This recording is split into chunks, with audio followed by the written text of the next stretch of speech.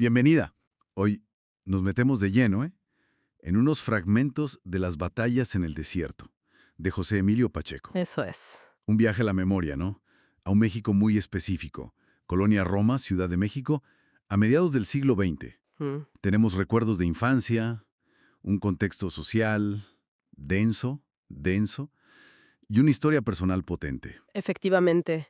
Estos textos nos llevan a un México de posguerra, lleno de contrastes, la verdad. Sí. Vemos esa modernización que empieza, pero con ecos del pasado muy presentes. La figura de Miguel Alemán por todas partes Uf, sí. y las tensiones sociales, claro, vistas por un niño, por Carlos. Vamos a ver justo eso, ¿no? Cómo se mezcla lo personal y lo colectivo. Pues ese es el objetivo, sí. Desgranar un poco las claves de ese mundo que evoca. La atmósfera, los conflictos que hay por debajo, y cómo un amor imposible, pues, marca al narrador. Venga, vamos a ello. Vamos. El narrador nos habla de un mundo antiguo, sin tele, curioso hoy en día. Impensable casi. Todo era radio. Carlos Lacroix, Tarzán. Los coches americanos de posguerra. Packard Buick. Clásicos. El cine con Errol Flynn. Incluso suena un bolero. Por alto está el cielo. Pero ojo, que no es solo nostalgia bonita. No, para nada. Ahí está la clave, porque justo ese año es también el de la polio. Uf, Los niños con aparatos ortopédicos y la fiebre aftosa que fue un desastre para el ganado. es verdad. Pacheco mezcla esa, digamos, visión un poco idílica con la dureza real. La nostalgia no es para endulzar, sino para resaltar, por contraste, la crítica social y política. Y ahí entra Miguel Alemán, claro, una figura omnipresente. Totalmente. Adulado en público el señor presidente, ¿Sí? pero en privado la crítica a la corrupción era feroz. Lo de Alí Baba y los 40 ladrones. Que ya se decía entonces. Ya ves, y la gente quejándose de la inflación, la delincuencia, la desigualdad. Y esa cosa tan curiosa, ¿no? El miedo a la bomba atómica y a la vez la esperanza en el año 2000 como una utopía. Una mezcla explosiva. Y mientras, la cultura americana que se iba colando. Los pochismos, el ok, el sorry, Sí, sí. la comida, hamburguesas, hot dogs, Coca-Cola, que le ganaba terreno a las aguas frescas. Y el whisky, que decían que blanqueaba el gusto. ¡Qué expresión! Vaya tela. O sea, un país en plena ebullición y contradicción. Y claro, toda esa tensión social, cultural, pues llegaba al mundo de los niños, ¿no? La escuela como un espejo. Exacto, un microcosmos.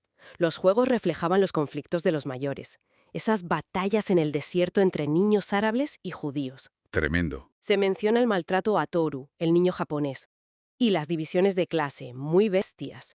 La colonia Roma, que ya estaba venida a menos. El miedo a ir a Romita, los robachicos. Sí. La diferencia entre el colegio de Carlos y el de los ricos, como Harry Atherton. O la pobreza de Rosales, su amigo, que vivía en la Doctores. Era muy visible. Pero hay un momento de reflexión ahí, ¿no? Después de una pelea, el padre le habla. Sí, eso es importante. Le hace ver el clasismo, el racismo que hay detrás de insultos como indio o pelado. Claro. El narrador, aunque sea un niño, empieza a ser consciente de esa desigualdad, de que uno no elige dónde nace. Es un despertar, digamos. Un despertar un poco amargo, quizá. Sí, a la estructura social, desde luego. Y avanzamos y llegamos al corazón, ¿no? Al meollo emocional de estos fragmentos. Carlos se queda prendado de Mariana. Mariana, la madre de su amigo Jim. Joven, guapísima. Y misteriosa. La supuesta amante de un hombre importante del gobierno de Alemán, el señor. Exacto. Y aquí es donde la cosa se dispara. Carlos, en un arrebato total, se escapa del colegio Sí, para declararle su amor a Mariana. una locura infantil pero intensa. Y la reacción de ella es fascinante. No se burla, no lo humilla, que sería lo fácil quizá. No, no. Es comprensiva, casi tierna, pero firme, claro. Le explica la diferencia de edad, acabo de cumplir 28 años. Y le da un beso, pero en la comisura. Como una despedida infantil, casi. Pero claro, la escapada se descubre.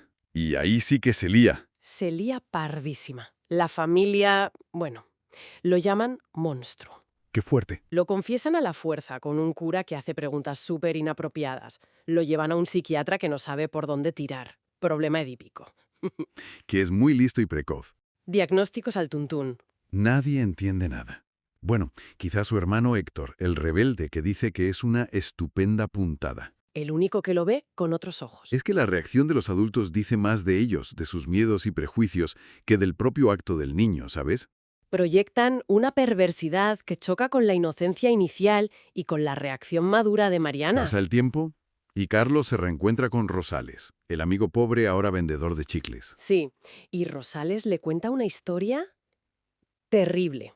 Buf, Le dice que Mariana discutió en público con el señor por temas de corrupción, que él la abofeteó y la humilló llamándola puta, madre mía. y que esa misma noche Mariana se suicidó, que Jim encontró el cuerpo y lo mandaron fuera con su padre biológico.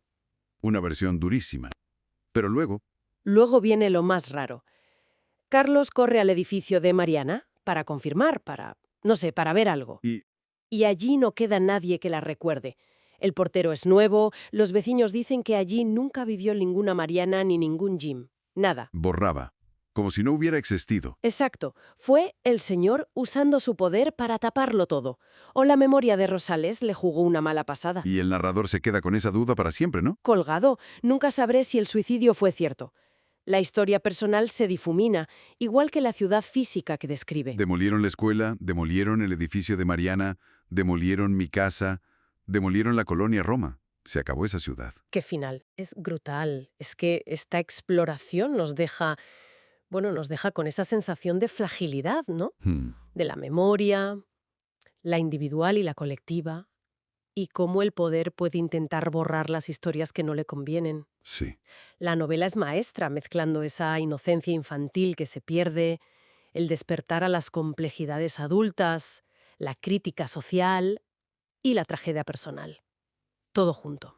Una historia al final sobre un amor imposible, fugaz, en un México que ya no está, o del que solo quedan estos destellos, ¿no? Fragmentos. Exacto. Y nos deja ahí una pregunta flotando. ¿Cuánto de lo que recordamos pasó tal cual?